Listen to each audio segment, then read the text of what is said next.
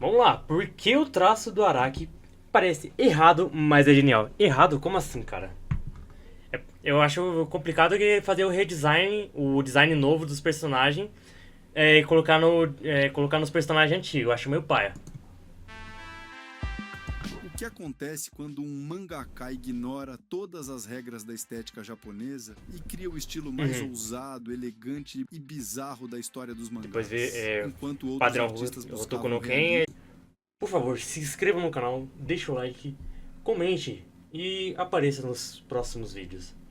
Falou. E depois Ou ele aprimorou pra simplicidade, deixar Hirohiko Araki decidiu na coisa transformar dele. cada quadro em uma passarela de alta costura, cada pose Uhum. em uma escultura renascentista e cada personagem em uma obra de arte viva. Hoje a gente vai mergulhar no traço que desafiou o tempo, as tendências e o mais Salve, Kaique, tudo impressionante, certo? ele nunca parou de evoluir. Do traço bruto e musculoso Nossa, da todo parte ferrado 1 da até a anatomia. elegância quase divina de Jojo Leon, você vai ver como Araki reinventou não só o Araki, mano, próprio Araki. estilo, mas também a maneira como o mundo inteiro enxerga o mangá. E eu te garanto, quando esse vídeo terminar, você nunca mais vai olhar para um traço da mesma forma. Mas antes de mergulhar nessa evolução quase mística, tem uma coisa que pouca gente percebe no traço do Araki. E talvez nem mesmo você, que já leu várias partes de Jojo, tenha reparado. Presta atenção. Em Uhum. praticamente todas as partes, Araki desenha os personagens principais de frente, com o corpo de lado e o pescoço Por que tá virado parecendo que ele tá em com um ângulo cuzão, mano? Que merda é essa? como quase impossível. Isso não é um erro, é intencional. Ele distorce a anatomia Sim, como ele se estivesse distorce, ele fala esculpindo uma também estátua nos bagulho barroca dele. para criar uma sensação de tensão, Uhum. drama e beleza. A pose É que desconfortável nem as vira linhas de charme. ação que ele faz aqui, pra deixar mais impressão de, tipo, é, espontaneidade. Como se ele tivesse, tipo, dado uma parada e trocado de posição rapidamente. A estranheza vira estilo. É como se os personagens estivessem congelados no momento exato Uhum. antes de algo épico acontecer. E Sim. esse detalhe sozinho já diferencia completamente o traço dele do resto da indústria. Lá na parte 1, em Eu acho isso muito parado. Olha aqui, ó, como que ficou o design. Ó aqui, ó. Não combina, cara, fica muito paia. Cortei o cabelo, gostaram? Não sei, mano. Phantom Não dá pra Blood, ver. o traço do Araki era puro músculo. Ah, sim, Jonathan sim. Joestar parece mais um Ah, lutador de entendi. WWE do que um Olha adolescente isso, cara. britânico. A influência Oxi, oxi, oxi, oxi. Ó, tá. Essa aqui é a cena que o Jonathan cortou o rosto dele no meio, de entendi. artistas como Tetsuo Ohara, Hokuto no Ken é nítida, Uhum. os rostos duros, Dá pra a ver sombra que a inspiração é carregada, os nítida. corpos maiores que a vida. Era o Araki tentando se encaixar num padrão da época. Mas já ali você via lampejos de originalidade, os olhos mais expressivos, as poses teatrais, Sim, a sim. obsessão pelo estilo. Mas aí vem Diamond is Unbreakable e algo muda. Aí ele vai lá Os e troca o músculos estilo ficam mais dele no leves, meio do as bagulho. linhas mais limpas e o traço começa a No meio do respirar mangá ele vai lá e elegância. troca o estilo. É quando ele mergulha de vez no mundo da moda. Araki começa a usar catálogos da Versace como referência. E cada personagem parece desfilando numa passarela surreal de stand battles e sentimentos reprimidos. Ele para de tentar parecer realista e começa a parecer eterno. E sabe o mais estranho? O traço dele ficou mais jovem com o passar do tempo. Enquanto muitos mangakas endurecem com os anos, Araki foi no caminho oposto. Os traços ficaram mais soltos, mais delicados, quase Sim. etéreos. Compare Jonathan com Josuke da parte 8. É como se tivessem sido desenhados Tá usando por pessoas. ele não tá fazendo borda, ele tá usando caneta fina pra fazer os traços e depois ele engrossa, parece. As poses gulosas. Diferentes, Poses grandes e mas gulosas. não é o mesmo artista com décadas de evolução artística na bagagem. Homens grandes e Mas gulosos. tem algo ainda mais curioso quando a gente olha pro traço do Araki, a maneira como ele desenha Eu nem tô a lendo mais anatomia. Não é só estilização. a é como parte se ele 9 tivesse parte criado 9? uma nova forma de corpo humano que existe apenas dentro Eu do universo nem tô mais dele. lendo a parte Os 9 de músculos Jojo. que ele desenha, por exemplo, não seguem um padrão realista tradicional, mas também não são cartoonizados. Eles existem em Olha uma isso, cara, espécie muito de paia. Paia. Negativo, muito paia. Paia. Ainda mais por essa pose e o cara tem um. termo desconfortável entre o exagero e a precisão. Parece Paia, que devia ter foram deixado estudados em livros de os anatomia designs e depois antigamente assim mesmo. reinterpretados como escultura. Mostra até tipo, a evolução do tempo, de como que é a fisionomia das pessoas em diferentes idades, diferentes épocas. Ia dar identidade, porra. Muito pra ele passar o design atual pros personagens antigos.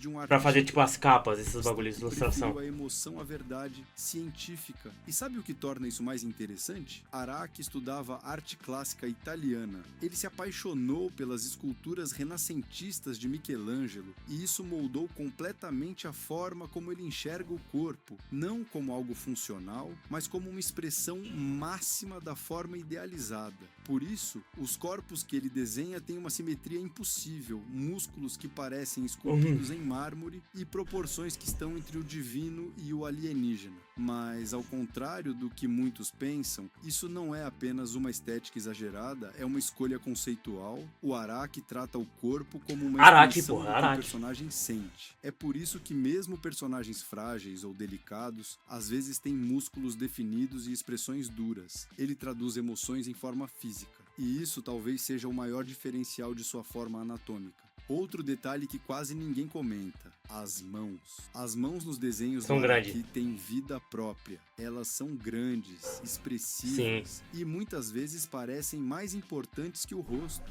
Ele usa as mãos como símbolos, quase como os artistas dramáticos faziam em pinturas clássicas. Uma mão aberta, uma mão curva, uma mão estendida. Cada gesto comunica algo muito específico, não é apenas pose, é linguagem visual em estado puro. Além disso, ele não desenha o corpo como uma sequência de partes. Ele desenha como se tudo fosse uma unidade orgânica contínua. O ombro se conecta ao pescoço com uma fluidez quase líquida. Os quadris se unem às pernas como se fossem moldados com cera derretida e reorganizada. Essa fluidez cria um efeito hipnótico. O olhar desliza pelo corpo do personagem sem encontrar... É que ele faz o bagulho assim, ó. Tá vendo a pose aqui do Giorno? Ó. Ó. Proporção áurea. Tem que falar no vento áureo aqui, ó. Ó. Baixo. Sobe. Desce. Desce. Sobe. Peito. Aqui, ó. Primeiro ele vai na perna. A perna que tá pra frente. Abdômen. Com a negocinho aqui. O besouro aqui. Cabelo. Como que se chama aqui? Cotovelo. Desce de novo. Mão. Segurando a calça dele. Sobe. E o peito. Com ele abrindo com a mão direita aqui. E segurando com a mão esquerda a roupa. Cara, é proporção hora. Aqui. Agora tá ao contrário. Desce. O cu guloso dele aqui. Cotovelo. Cabelo. Cotovelo. Mão. E rosto. Ele sempre tá em um círculo perfeito, mano. É um círculo. Ondular, círculo. Vocês estão conseguindo enxergar o mouse? Então você vai entender o que eu tô falando. É tudo muito organizado e tudo muito fluido. Pra mostrar a tensão da cena. Eu quero chegar a um nível de tentar fazer umas artes dessa, mano. E tem mais. Mas tipo, eu não vou lá e me empenho pra desenhar os bagulho. O tempo passa, Araki começa a afinar seus personagens. Eles deixam de ser blocos de músculos e se tornam mais alongados, mais delicados, quase como se estivessem se distanciando da humanidade. É uma anatomia que se aproxima mais da arte fashion do que do realismo. E talvez seja por isso que muitos leitores estranham o traço à primeira vista. Ele não pertence nem ao mundo real, nem ao mundo comum dos mangás. Ele é de fato estética. Line art. Se você observar com atenção, vai perceber que as linhas do Araki carregam um tipo de confiança que é rara. Ele não desenha com hesitação. As linhas têm direção, intenção e, mais do que tudo, tem personalidade. É como se cada traço fosse uma assinatura dentro da própria arte. Ao contrário de muitos mangakas que usam linhas mais leves, finas ou técnicas digitais mais suaves, Araki tem um traço firme, quase seco. Ele trabalha muito com contraste, linhas grossas definindo os contornos principais e linhas finas, quase invisíveis, construindo os detalhes. Mas o mais fascinante é como ele usa o próprio traço como forma de tensão dramática. Repare nos rostos. Ele acentua certos pontos com linhas paralelas, criando uma textura que quase parece pele esticada, como se o personagem estivesse à beira de explodir emocionalmente. Não é sombreamento comum, é uma espécie de angústia gráfica. Ele desenha o silêncio antes do grito, e isso fica ainda mais interessante quando pensamos na origem desse estilo. Se for pegar animes antigos, mano, eles deixavam as cenas, tipo, paradas ou as cenas muito estendidas, obviamente, pra economizar a animação. Mas antigamente tinha tempo pra criar tensão no ar. Hoje não tem tanta coisa. Eles brincam, sei lá, com o Solo Leveling, que ele vai lá, que o protagonista vai lá e farma a aura, que não sei o que, ele fica parado, estabelece dominância, que não sei o que. Mas antigamente, eu cito muito a cena do Goku lá na saga do Majin Vegeta. Majin Buu, sei lá, foda. A cena que ele tá no torneio principal, ele vai lá e ameaça que o Vegeta chama ele pra lutar e o Kaioshin quer impedir lá o Goku de lutar com o Vegeta pra não distrair pra não perder o foco e não despertar o Majin Buu. Com o conflito dos dois lá. Aí, a cena é paradona, o Goku vai lá, estende a mão, aponta pro Kaioshin e, mano, sai da minha frente, senão eu te mato. Aí depois o cara sai. Aí cria tensão. Aí vai lá e aceita o combate. Aí eles vão lá e trocam de cenário. Eles criam toda uma tensão pra cena, cara, que não tem antigamente. Eu fui tentar assistir Cavaleiros do Zodíaco. Cavaleiros do Zodíaco tem a mesma coisa, cara. E eu acho chato nele, porque isso aqui não me pega. Na moral, mano. Araki foi profundamente... Mas dá pra você perceber a diferença das mídias como era antigamente. A limitação que era fazer o mangá, a limitação que era pra fazer a animação, eles cobriam com essas partes, deixando elas mais atmosféricas. Com atenção. Isso ajuda muito por causa do quê? Da música sonora, dos efeitos sonoros que ajudam nisso.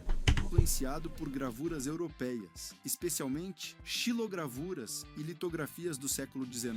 Cara, quando eu tô pegando os vídeos pra eu fazer, roteirizando os meus vídeos, eu aprendo um monte de coisa interessante, cara. Um monte de coisa interessante. Só com linhas e nenhum preenchimento. Eu agora vou entrar no nicho de filmes, que eu vou provavelmente fazer vídeos de filmes. É muito interessante. Moderna ao mesmo tempo. Um detalhe que poucos notam é que ele raramente usa rachuras suaves para sombreamento. Ao invés disso, ó, ele usa brancão. Ele deixa espaço, só deixa essas linhas aqui a rachura pra marcar o quê? Qual que é o músculo que tá sendo definido. Ó, sombra, trapézio. Não é desenvolvido embaixo, mas tem as linhas que são o quê? Do osso. Essas aqui são as linhas do osso. Essas aqui são a linha do músculo. É muito interessante. Isso aqui seria a sombra. Isso aqui seria a sombra. E espaçadas para criar forma e profundidade. Essa mais aqui, ó. Quebra a ilusão de volume realista. E ao invés disso, impõe uma estética própria, a sombra como ritmo e não como luz. Em cenas de alta tensão, ele exagera esse uso. As linhas se multiplicam, se sobrepõem, criam uma sensação de peso no olhar, como se cada... Se eu for ver também, olha o tamanho das pernas dos malucos aqui, ó. Aí quando, tipo, você vai pegar aí pra comparar o tamanho do tronco e do tronco em si, as pernas são muito maiores que o tronco e aí junto da cabeça. Que é o quê? Para estabelecer, tipo, que eles são grandes, que eles são que eles são grupos, sei lá. Não sei como que seria o termo pra usar nessas coisas. É que nem no mangá shoujo, as mãos dos personagens ser grande serve pra estabelecer que o personagem sei lá, é imponente, ele pode ser dominador, que não sei o que. Por isso que muito shoujo tem aqueles memes lá de, tipo, eles têm as mãos gigantes, o tamanho da cara da personagem. Antes mesmo do roteiro. É o mesmo conceito aqui pra eles serem altos, dá a impressão que eles serem altos pra caralho. Se bem que o elenco todo do Joe Bros da parte 3, eles têm mais de 1,80, mano. O genial é como ele usa o vazio. Araki sabe onde não colocar linhas. Ele deixa espaços em branco estratégicos que criam impacto. Em vez de preencher o desenho inteiro, ele confia na força de algumas linhas bem posicionadas. Isso exige um nível de controle absurdo, porque você tem que confiar que o leitor leitor vai sentir o resto da forma sem que ela esteja desenhada. E tem mais, ele desenha com a mesma atenção tanto um detalhe de roupa quanto a linha da mandíbula. Não há hierarquia visual, cada linha tem valor igual, e por isso o olhar do leitor fica preso no quadro, viajando, escaneando, buscando onde descansar, mas nunca encontra. É uma leitura ativa. Você não consome o traço do Araki, você entra dentro dele. Rachuras. Agora, se tem um elemento que separa os grandes desenhistas dos mestres, contornos e rachuras, como eles tratam a luz e a sombra. E quando o assunto é rachura, Araki tá jogando em um campeonato próprio. Ele não usa a rachura apenas para sombrear, ele usa para esculpir. Cada linha não é só uma sombra, né? Uma pincelada de volume, uma intenção emocional, um sinal de onde a atenção está. E o mais fascinante é que pode até parecer sujo, mas é importante para a imposição dos personagens, do design deles. Não é a lógica, mas o impacto. Observe os rostos de personagens em momentos extremos. Ele não faz um degradê leve de sombra. Ele corta o rosto com rachuras bruscas. Ele enche de coisa que dividem a face em dois mundos, luz e escuridão. O foda disso aqui que quando tá cheio de coisa não dá pra entender. Esse aqui eu pensei que tava de boca fechada por causa que aqui, ó. Mas não, tá de boca aberta por causa que aqui. Porque tem os dentes aqui. Achava que tava de boca fechada, sempre achei que tava de boca fechada, mas não, aqui ó. Você tem que perceber bem pra ver. E na verdade tá de boca aberta, mano. O personagem estivesse lutando contra algo interno, ou como se carregasse duas naturezas ao mesmo tempo, né? A sombra não está ali para simular, está ali para contar uma história. E repare numa coisa que poucos comentam, ele sempre posiciona as rachuras para conduzir o olhar. Não é aleatório. As linhas seguem a forma do corpo, mas também direcionam nossos olhos na página. É quase como uma trilha gráfica. Em vez de desenhar a luz, ele desenha para onde você vai olhar. É um tipo de coreografia invisível, mas presente em cada quadro. Além disso, Araki faz uma coisa que muitos desenhistas evitam. Ele deixa a sombra suja. E isso mesmo. As rachuras parece muito sujo. Se embolam, criam ruído visual. Só que esse ruído não atrapalha. Ele intensifica a cena. Ele usa o desconforto gráfico para criar densidade emocional. Uma sombra mais nervosa, com linhas tremidas ou quebradas, comunica medo, dúvida, conflito. Já uma sombra limpa, com linhas paralelas perfeitas, comunica força, controle, elegância. E aí vem a genialidade, ele mistura essas duas, dentro do mesmo personagem. Uma parte do corpo com rachuras precisas e geométricas, outra com linhas desorganizadas,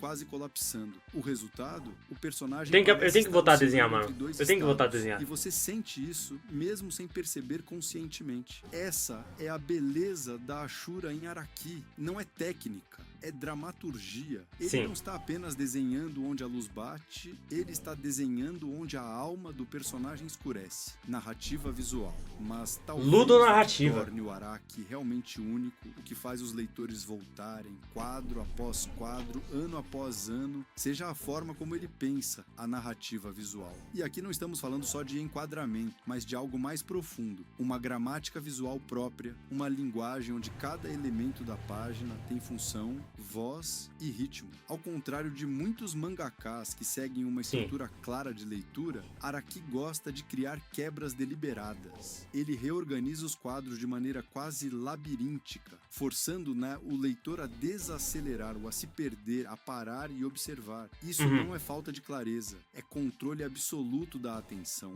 Ele decide onde o olho para, onde salta, onde hesita. E isso muda completamente o ritmo da história. Um detalhe em que pouca gente nota. Ele usa o layout da página como um espelho emocional da cena. Quando algo está fora de controle, a composição também está. Quadros inclinados, sobrepostos, personagens cortados pela borda da página. Já quando há equilíbrio, ele centraliza tudo, como uma pintura simétrica de museu. O próprio espaço vira emoção. E tem mais, o uso do silêncio. Araki sabe que... Ele faz muitas cenas do mangá, cenas não, né? Muitos quadros do mangá, ele simplesmente não deixa balão, ele só deixa os personagens lá. Pose. A maioria é pose mesmo. Não era só meme. Ele só deixa na pose lá, todo fudido. Ou deixa eles todo quieto. Pra mostrar a tensão da cena. Porque vai acontecer o seguinte. Ou que não vai acontecer na cena seguinte. Tudo precisa de balão de fala ou onomatopeia. Ele cria tensão deixando quadros mudos onde o que fala é o olhar do personagem, Sim. a mão tremendo, a sombra avançando. A ausência de texto vira som, é como se ele dissesse: confie no que você está vendo. Poucos autores têm essa coragem. Além disso, ele tem um domínio raro do tempo visual. Em uma única página, Araki consegue fazer um segundo durar uma eternidade. Com certeza, uma cena cara. inteira acontecer em meio Olha, quadro. essa cena é muito Farm Aura, mano, na moral. É muito Aura Farmer. Foda. Isso porque ele manipula o tempo com repetições de pose, com zooms dramáticos, com closes em expressões mínimas, e tudo isso sem precisar explicar. Você sente que o tempo está distorcido, você vive isso. Outro detalhe, ele gosta de repetir enquadramentos com leves mudanças. O rosto do personagem visto de frente e depois quase igual, mas com um olho fixo um pouco mais arregalado. Essa repetição cria uma micronarrativa. É como se o personagem estivesse se transformando diante dos seus olhos, e você nem percebe até virar a página. E talvez a coisa mais genial de todas, o Araki transforma o design dos personagens em parte da narrativa. Não é só um figurino, as roupas, as estampas, os cabelos, os adereços, tudo tem uma função na leitura. Sim. Um personagem com uma estampa circular se destaca entre um fundo de listras verticais. Um brinco em formato de mão aponta para onde você deve olhar. Um corte de cabelo em espiral remete... Cara, é tudo em espiral aqui, ó. Primeiro personagem, o quarto figurante, não sei o que. Não, mas se for ver, é tudo espiral. Ó, pequeno. Aí chega no principal. Ó, elementos. Cabelo, cortado aqui no Poronef. Cabelo. Pra baixo, pra trás. Que nem o do... É que nem o do Josuke, só que pra trás. O outro cabelo de punk do Okuyasu. O cabelo inexistente o cabelo e o boné, que é quase híbrido, do Jotaro. Aí, cabelo do Josuke. Aí tem o quê? O fluxo das mãos. Ó. Parou. É incrível, cara. O conflito central do arco. Nada é à toa. Tudo comunica. Você não lê um mangá do Araki, você decifra. Mudança do traço ao longo dos anos. Existe uma coisa que poucos autores conseguem fazer ao longo de décadas. Mudança dos traços. Sem perder a própria essência. E quando a gente observa a trajetória visual do Araki, parece que estamos acompanhando a vida de vários artistas diferentes, todos dentro de um só. No início, sua arte era carregada de referências clássicas de mangá dos anos 80. Olhos grandes, proporções mais tradicionais, um certo olhos grandes e não, que não são fechados, que são esses aqui que não tem, tipo, parte da parte dos cílios, sei lá, os cílios fechados, ele não é fechado completamente. Ele não é tipo um C. Ele tá mais pra um H, de lado.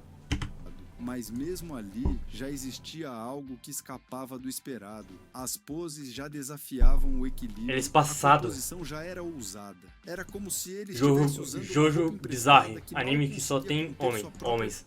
Linguagem. E então veio o rompimento. A fase de Stardust Crusaders marca uma virada radical. De repente, os personagens ganham músculos esculturais, roupas exuberantes, uma estética que beira o barroco. Mas o mais importante, o traço começa a se afastar da noção de realismo. Araki não quer mais copiar o mundo. Meu Deus, cara, olha esse design do Pornaref, pelo amor de Deus. Tentar cada linha agora carrega mais intenção artística do que observação, e isso se intensifica com o tempo.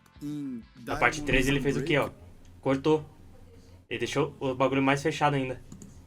O traço fica mais limpo, mais leve, as proporções se tornam menos rígidas, a narrativa visual desacelera. É como se o próprio Araki estivesse se reinventando, não só como desenhista, mas como pensador visual. Ele abandona o excesso de força e mergulha na tensão psicológica. Os rostos ficam mais expressivos, os olhares mais densos. A arte acompanha essa mudança. Já em Steel Ball Run e JoJolion, a maturidade... Eu só tô esperando sair na Panini Steel Ball Run, aí eu compro.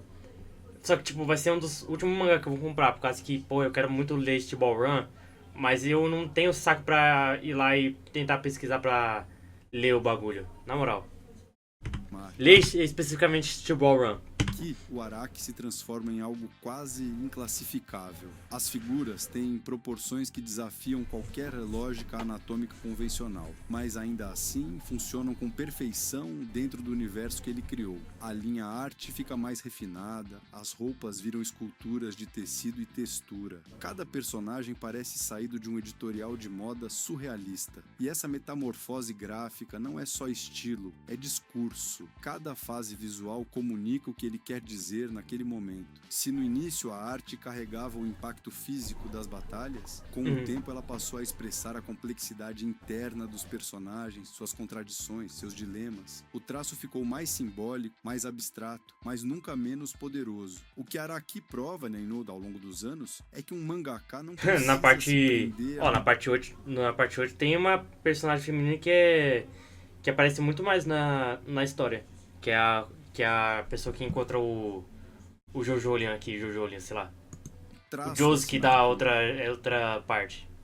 Contraparte do Josuke. Talvez deva se reconstruir constantemente. E isso não confunde o leitor. Ao contrário, isso atrai, porque existe algo mais profundo do que o estilo conectando tudo. Existe uma alma visual, um pensamento gráfico, né? Uma identidade que não está nas linhas, mas no jeito como ele as usa para te fazer sentir. Fechamento, e o mais impressionante é perceber o quanto esse traço, essa linguagem visual única, influenciou tudo o que veio depois. Araki não criou apenas personagens ou histórias inesquecíveis. Ele criou uma forma de ver o mangá diferente. Ele mostrou que um quadrinho pode ser ousado. Mano, por que todo mundo tá com a porra de um beição do caralho, mano?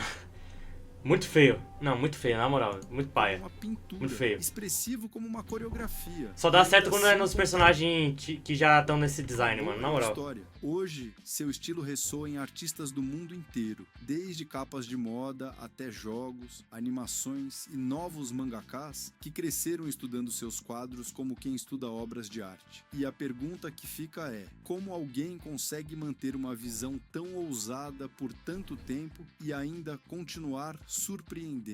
A resposta talvez esteja no que o próprio Araki diz: a arte deve evoluir como o próprio tempo, e se ela parar, ela morre. Com e certeza. Ele nunca parou. Se você assistiu até aqui, muito obrigado de coração. Espero que esse vídeo tenha feito você olhar de um jeito novo pro traço desse mestre. Se inscreve no canal se ainda não for inscrito, porque aqui a gente sempre mergulha. Esse vídeo já tem uns 2 anos. Ah, não, caralho. Mais profundo e curioso. 10 de maio? Eu achei que esse vídeo já tinha uns 2 anos, que eu me lembro de ter assistido esse vídeo já. Comenta aqui embaixo qual detalhe do Araki você mais Araki! Gênio demais, não é possível. Sua opinião. Um grande abraço. Irmão, quantos extintores tu gastou apagando o incêndio que a caneta pegando fogo fez no HR que tu escreveu, mano? Mano, roteiro demais, o roteiro tá muito bom. Na moral, esse canal tem muito potencial. Com esse nível de dedicação, de questão de tempo, até seu canal ser mais reconhecido. Pô, só tem 1000 inscritos. Complicado, mano. Pô, mas o vídeo foi ótimo.